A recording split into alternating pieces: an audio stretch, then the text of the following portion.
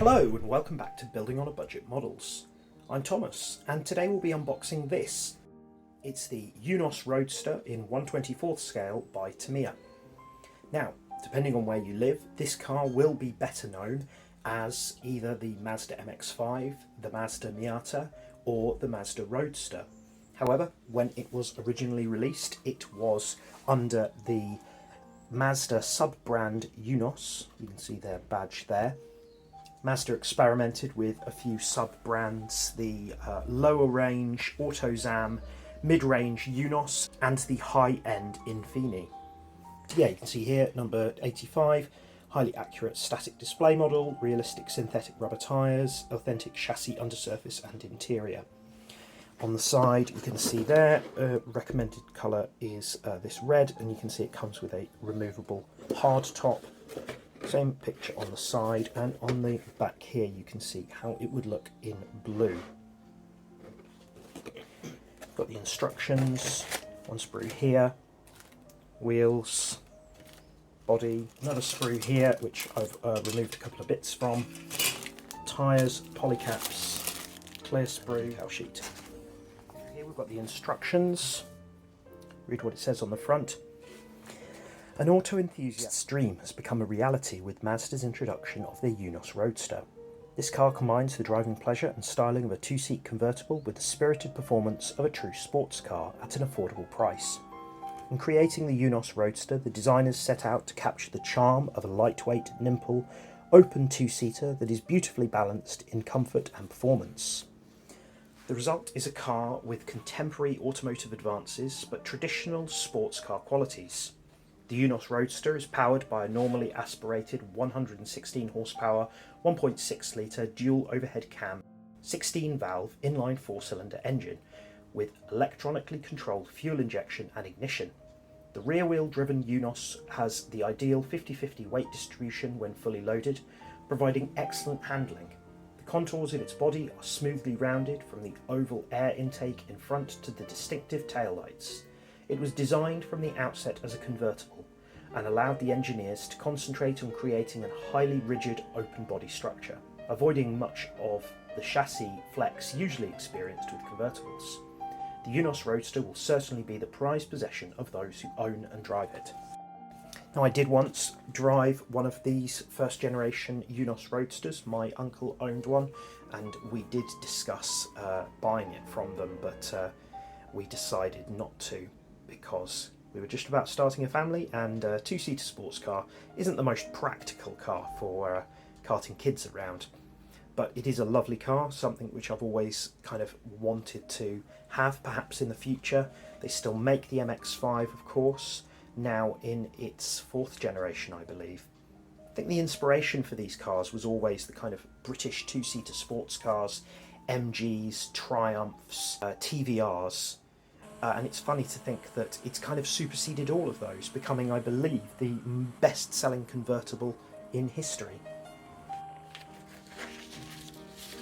You can see here recommended colours for different versions of it.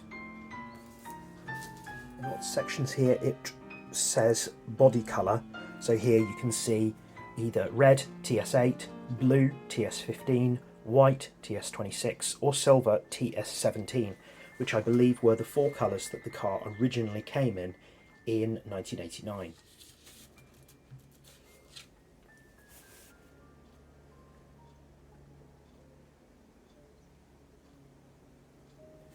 Looking at this sprue here, which I've removed some bits from. Now these are the seats, kind of slightly sporty, rounded sort of shoulder support here. Both seats are exactly the same, so it doesn't matter which way round they go. And also on this sprue you've got here the undercarriage, which has got detail of the inline 4 engine, but there is no actual engine in this set. I think you can get some aftermarket sets for it. But yeah, some detail on there, not a great deal. Moulded in radiator detail here, you can see at the front.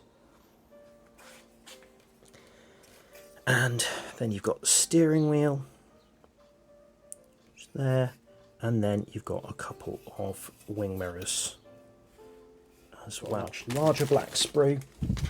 This one here you can see has got the interior tub, which has got some detail on the door cards, also space for like the handbrake and the gear stick. This set only comes in right-hand drive, as it would be in Japan, and then most of everything else you've got are detail for the suspension and exhaust system, but you've also got things like the rear view mirror, the indicator shifts, I think that's the gear stick knob there.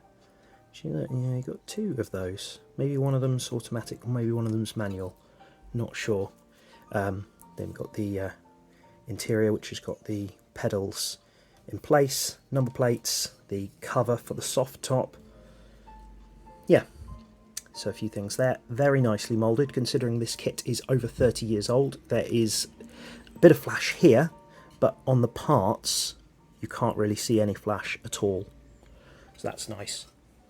Bit of a shame it's moulded in black. Wheels here, and also the mirrors for the wing mirrors. I believe that these were based on the mini light wheels. But yeah, quite a nice chrome finish on those, and there are some decals to go in the middle of those. Tyres and polycaps, all four tyres are the same. There's a Dunlop branding on these, you can kind of see it there at the top. Definitely sort of road tyre, quite sort of thick, but very small wheels. Clear sprue here. So the windscreen and these side windows. Now these side windows are designed to be removed if you want to. Then you've got the tail lights here, nice moulded detail there. Headlights, side indicators. This car has pop-up headlights, but it doesn't come with that. I know you can get some aftermarket resin parts for it. And then you've got the hardtop roof here, which yeah, you can kind of see quite clearly where it goes, and also there's these little clips at the bottom. We've got the bodywork, as you can see here, quite distinct. It's got this extra bar here to support it in the box, but it's quite nicely moulded. There's a couple of mould lines, one here and then one here. They've tried to hide some of them in the panel lines, which is good.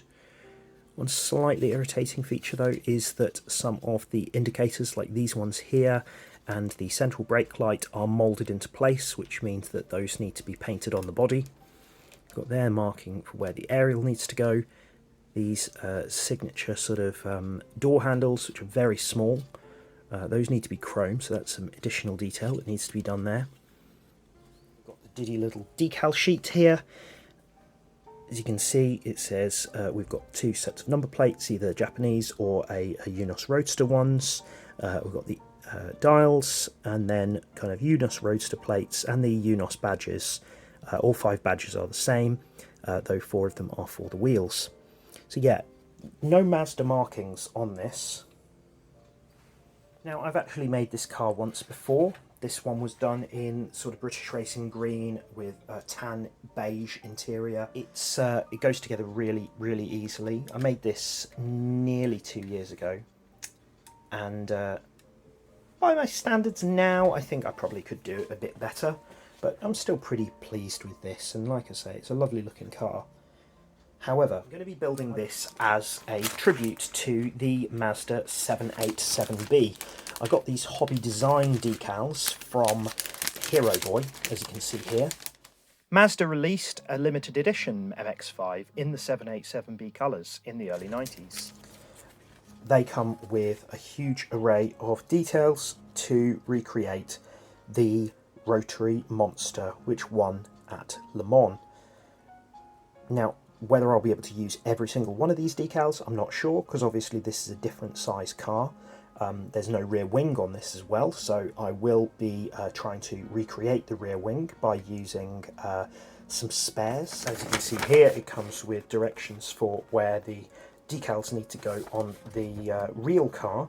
I'll be doing my best to recreate that. So I've got some Tamiya TS96 fluorescent orange and TS35 part green, which were recommended as the right colours to recreate the bizarre paintwork on the 787B. Also, I ordered some upgrade parts. So these are some resin parts. There's a front lip and a roll bar to go in the car. I got these from eBay. There'll be a link in the description. And as well as that, I'll also be using some things from the spare box, like a different steering wheel, seat, racing harness, that sort of thing. So there we are, very much looking forward to building this. Thanks a lot for watching. Please do like, share and subscribe, and I'll see you soon.